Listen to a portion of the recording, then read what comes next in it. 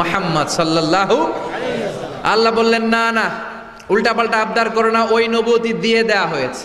ঈসা বললেন ওকে, আমি পড়েছি ইনজিলের মধ্যে ওই নবীর উম্মতদের এত মর্যাদা, বনি ইসরায়েলের অনেক নবীর চাইতে নাকি উম্মতে মুহাম্মাদের মর্যাদা অনেক বেশি হবে। আল্লাহ শেষ নবী আমাকে বানালেন না ওকে, কিন্তু আমার উম্মতকে ওই উম্মত বানান। আল্লাহ বলেন নো, ওইটাও দেয়া হয়ে গেছে। পাবে কে? বিশ্বনবী পাবে। বিশ্বনবীর উম্মত আমরা হলাম উম্মতে মুহাম্মাদি। আমাদের মধ্য থেকে যারা আলেম হবে, হক্কানি আবেদ হবে, আল্লাহর ওলি হবে, বনি ইসরায়েলের অনেক নবীদের চাইতেও তাদের মর্যাদা বেশি হয়ে যাবে। সুবহানাল্লাহ।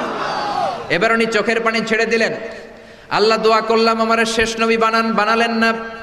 দোয়া করলাম আখিরি উম্মত আমারে দেন, আমারে দিলেন না। এবার আমি দোয়া করি, এই দোয়া কিন্তু ফেলতে পারবেন না। আল্লাহ বললেন করো করো। সাইয়েদনা ঈসা বললেন আল্লাহ তাহলে আপনি আমাকে এই পৃথিবীর মধ্যে ওই নবীর উম্মত করে আরেকবার দুনিয়াতে পাঠানো লাগবে। সুবহানাল্লাহ। কবুল করে নিল কে?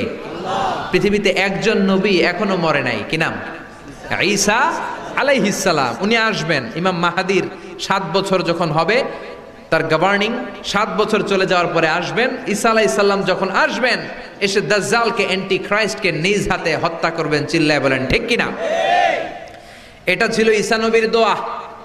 এবার বিশ্বনবী কোন দোয়া করেছেন জানার দরকার আছে না নাই? বিশ্বনবী বলেন লিকুল্লি নবীন দাওয়াতুন মুস্তাজাবা। প্রত্যেক নবীর জন্য একটা করে দাওয়া মুস্তাজাবা আছে। আলেম যারা আছেন তারা বুঝবেন। দাওয়া মুস্তাজাবা মানে এমন দোয়া যেটা কবুল হয়ে যায়। দোয়া করলেই কথা বলেন, দোয়া করলেই কবুল। এরকম দোয়া রব্বুল আলামিন সব নবীকে একটা একটা করে দিয়েছেন। ওই দোয়াটা করলেই সেকেন্ডের মধ্যেই কবুল করে দেয় কে? আল্লাহ। সব নবী ওই দোয়া দুনিয়াতেই করে ফেলেছে। বিশ্বনবী বললেন লিকুল্লি নবীন দাওয়া মুস্তাজাবা। সব নবীর জন্য একটা স্পেশাল দোয়া আছে, দাও বিহা, যেই দোয়াটা নবীরা দুনিয়াতেই করে ফেলেছে। ওয়া ইন্নী আখতাবিউ দাওয়াতি শাফাআতান লি উম্মতি ইয়াউমাল কিয়ামাহ। আল্লাহু আকবার। আর আমি আমার দাওয়া মুস্তাজাবা স্পেশাল দোয়াটা এখনো করি নাই।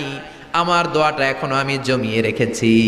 কিয়ামতের কঠিন ময়দানে আমার উম্মত যখন বিপদে পড়ে যাবে, আমার উম্মতের জান্নাতে যাওয়ার ব্যাপারে ঝামেলা লেগে যাবে, আল্লাহর অনুমতি ক্রমে শাফাত করে করে আমি আমার উম্মতদেরকে জান্নাতে ঢুকিয়ে দেব। তখন আমি ওই দোয়াটা করব। বিশ্বনবী সেজদায় পড়ে থাকবেন কিয়ামতের ময়দানে। সব নবীরাও বলবে ইয়া নাফসি ইয়া নাফসি। কেউ যখন আল্লাহর কাছে যেতে পারবে না, সবাই মিলে বিশ্বনবীর কাছে যাওয়ার পরে বিশ্বনবী তখনও মাথা তুলবেন না। বিশ্বনবী কপাল ঠুকে কেঁদে কেঁদে বলবেন রব্বি হাবলি উম্মতি। ও আল্লাহ আমার উম্মতকে আপনি মাফ করে দেন। সুবহানাল্লাহ। আল্লাহ বলবেন নবী ইরফা রাসাক, মাথা উঠান। সাল তুতা, আজকে যা চাইবেন তাই দিব। ইশফা তুশাফা, যারাই শাফাত করবেন আমার অনুমতি ক্রমে কবুল করে দিব। সুবহানাল্লাহ।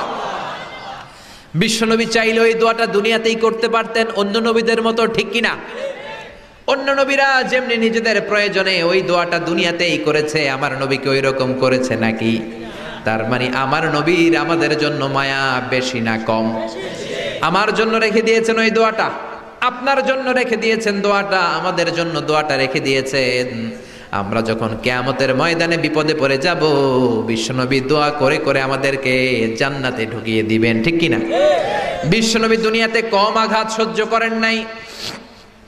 যেই লোকটার বাইরের চামড়া থেকে রগ দেখা যেত, রগের ভেতর দিয়ে যে রক্তগুলো দৌড়াদৌড়ি করে সেটাও দেখা যেত। সুবহানাল্লাহ। পৃথিবী এত সুন্দর মানুষ দেখে নাই। ওই লোকটাকে পাথর মেরে মেরে তায়েফের ময়দানে রক্তাক্ত করা হয়েছে 3 বার। আমি দেখে এসেছি এবার জায়গাটা। একবার আহত হলেন, আবার উঠলেন, আবার পাহাড়ের কাছে গেলেন, আবার মারা হলো, আবার পাহাড়ের ওই পাশে গেলেন, আবার মারা হলো।